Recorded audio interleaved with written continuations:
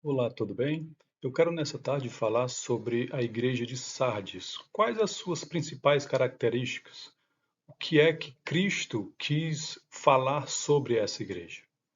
E algumas coisas importantes me saltaram aos olhos ao ler a descrição da igreja de Sardes. Vamos para o texto. E ao anjo da igreja que está em Sardes escreve: Isto diz o que tem os sete Espíritos de Deus e as sete estrelas.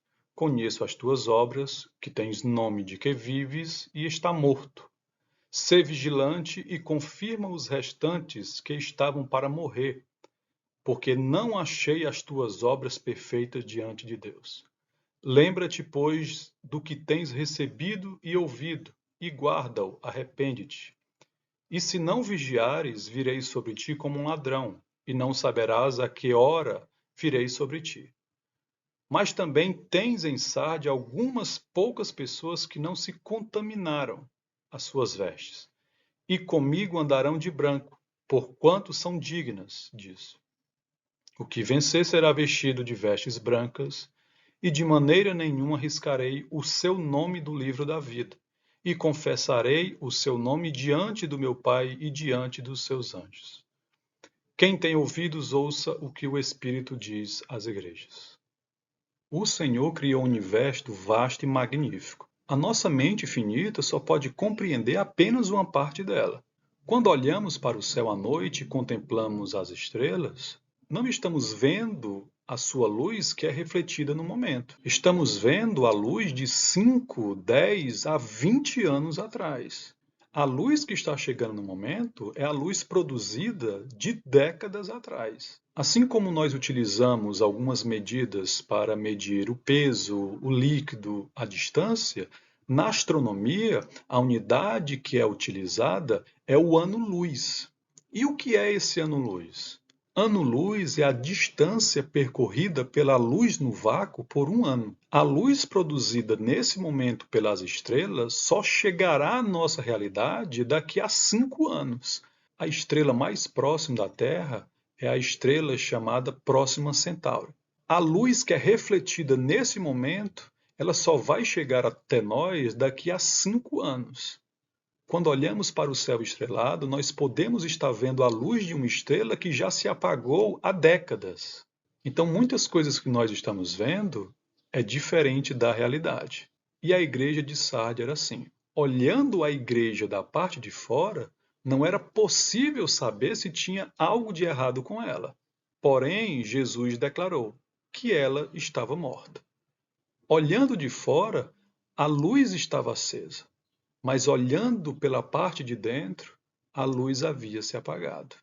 E três pontos importantes podemos observar na descrição da igreja de Sardes. Primeiro, pareciam estarem cheios de vidas, mas estavam mortos. A principal característica da igreja de Sardes era a sua falsa aparência de vitalidade espiritual. A igreja, ela se dizia que era avivada e cheia de dons.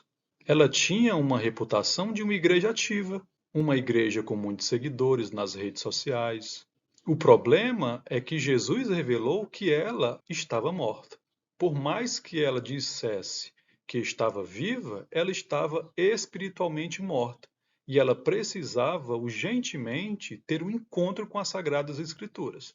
Ela se dizia cheia de seguidores, ela se dizia uma igreja ativa nos dons espirituais, isso olhando pelo lado de fora. O problema é o olhar daquele que tem as igrejas nas suas mãos. E é esse que conhece todas as coisas. Todas as coisas estão desnudas aos seus olhos.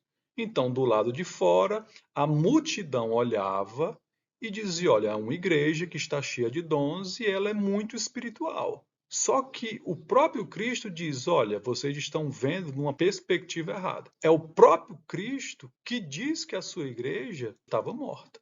Segundo, Sardes tinha um nome de que vivem.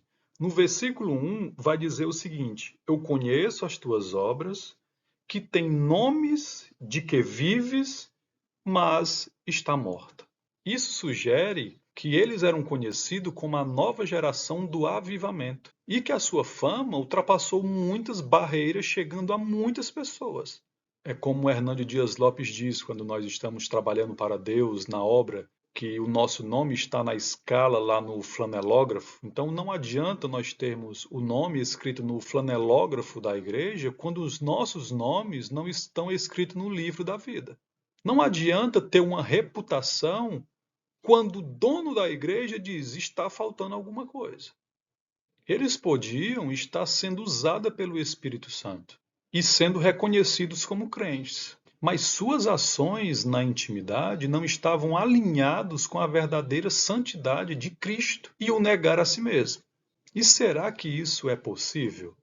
Quando você vai analisar os textos, você vai ver de que muitos que chegaram a Cristo no último dia, no dia do julgamento, aqueles homens eram usados pelo Espírito Santo. Ele diz: Senhor, mas nós curamos em teu nome.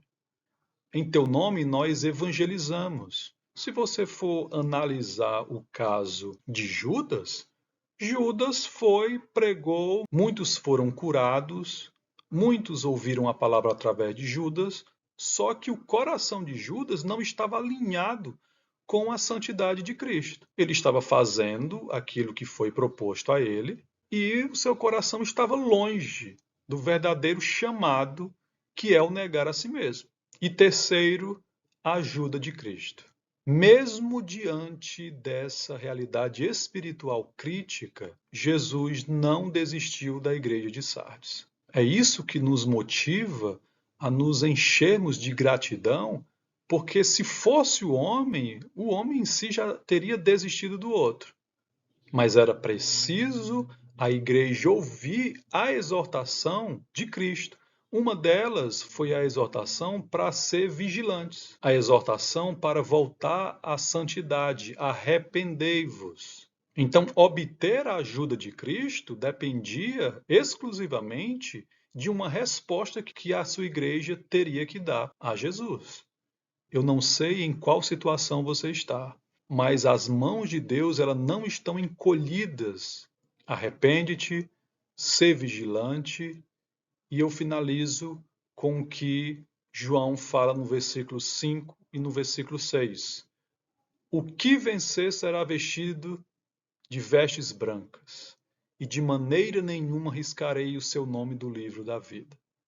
Confessarei o seu nome diante do meu Pai e diante dos anjos. Quem tem ouvidos, ouça o que o Espírito diz às igrejas. Deus abençoe.